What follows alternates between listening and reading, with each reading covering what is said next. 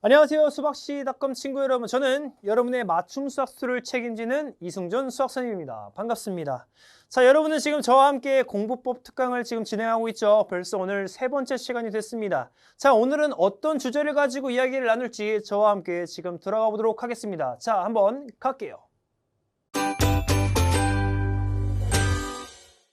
자, 본격적으로 세 번째 주제에 들어가기 전에 우리가 저번 시간과 저저번 시간에 어떤 얘기를 했는지 한번 체크해보는 시간을 갖도록 하겠습니다. 자, 우리가 첫 번째 시간에는요, 에빙하우스의 망각곡선을 선생님이 예로 들면서 복습에 대한 중요성을 강조했었죠. 그래서 모든 학습에 있어서 가장 중요한 건 복습이었다라고 선생님이 이야기를 했던 기억이 납니다. 자, 두 번째 시간에는 선생님이 개념에 대한 공부법을 이야기를 하면서 여러분은 한 권의 개념수를 준비하라고 했고요. 그리고 여러분이 준비할 자세는 왜라는 의문점을 항상 가지고 있으라고 얘기를 했었죠. 그래서 어떤 개념이라든지 어떤 새로운 공식을 봤을 때 이건 왜 나온 거지에 대한 의문점부터 학습이 시작돼야 된다고 선생님이 강조를 했었습니다. 그걸 바탕으로 여러분이 학습하시면 여러분의 수학 역량은 점점 커질 거라고 확신을 합니다. 저는.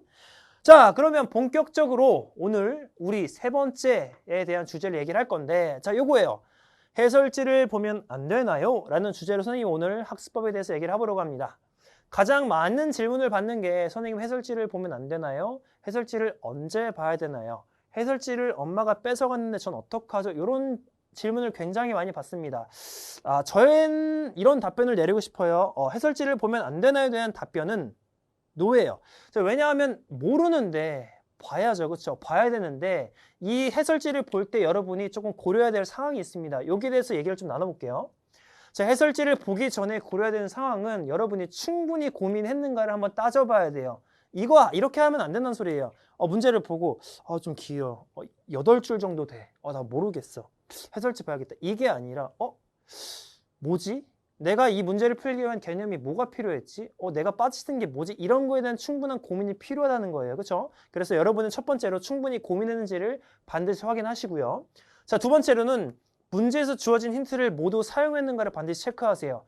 자, 문제는요, 우리가 힌트가 주게 되죠. 그 힌트는 여러분이 그 문제를 풀기 위한 키라고 생각할 수 있을 것 같아요. 자, 그래서 예를 들어서 미지수 2개를 구하는 문제가 나왔어. 방정식에서. 그러면 우리는 이 2개를 구하기 위해서 식이 2개가 필요하겠죠. 기본적으로. 근데 식이 1개밖에 안 나왔어. 그러면 여러분은 힌트 1개를 사용을 못하고 있는 거예요.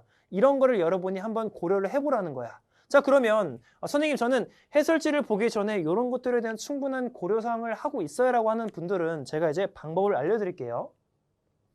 자, 해설지를 최대한 활용하는 방법은요. 자, 첫 번째로는 충분한 고민입니다. 앞에서 고려했던 거랑 똑같죠. 충분한 고민인데 선생님은 좀 제한 조건을 걸게요.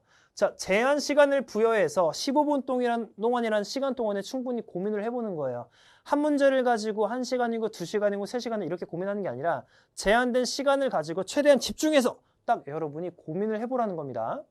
자, 두 번째는 내가 어느 부분에서 막혔는지를 반드시 체크를 하셔야 됩니다. 자, 문제를 풀 때 내가 문제를 풀다가 막힌 부분이 있을 거 아니에요. 그러면 그 부분이 어딘지를 여러분이 조금 체크를 해두라는 겁니다. 그리고 나서 세 번째로는 여러분이 막힌 부분 위주로 해설지를 조금 보셔야 돼요. 그러니까 해설지를 전체를 다 보는 게 아니라 조금 선별적으로 보라는 얘기가 되겠습니다. 그래서 이 애를 바탕으로 문제를 풀어 나갈 수 있는 친구들은 풀어 나가고 이것을 봐도 문제를 못 풀 친구들은요. 그 뒤로 문항을 쭉 봐서 문제가 어떻게 풀리는지에 대한 전체적인 여러분의 해설을 봐주시면 좋은 거예요. 자, 네 번째로는 해설지를 본 문항은 체크하고 반드시 다시 풀어야 됩니다. 선생님은 일주일이라고 적어놨는데 이 일주일이 3일이 되고 4일이 되고 상관이 없어요. 반드시 체크를 하시고 해설지를 조금만 본 학생들이고 많이 본 학생들도 마찬가지로 다시 한번 꼭 풀어보는 시간을 가질 수 있어야 됩니다. 자, 선생님은 지금 해설지를 최대한 활용하는 방법에 대해서 총 4가지를 말씀드렸죠. 특히 자, 제한 시간을 부여하는 이 부분과 맨 마지막 다시 한번 푸는 이 과정은 굉장히 중요합니다. 그러니까 이 4가지 과정 빠짐없이 여러분이 활용할 수 있도록 하시길 바랄게요.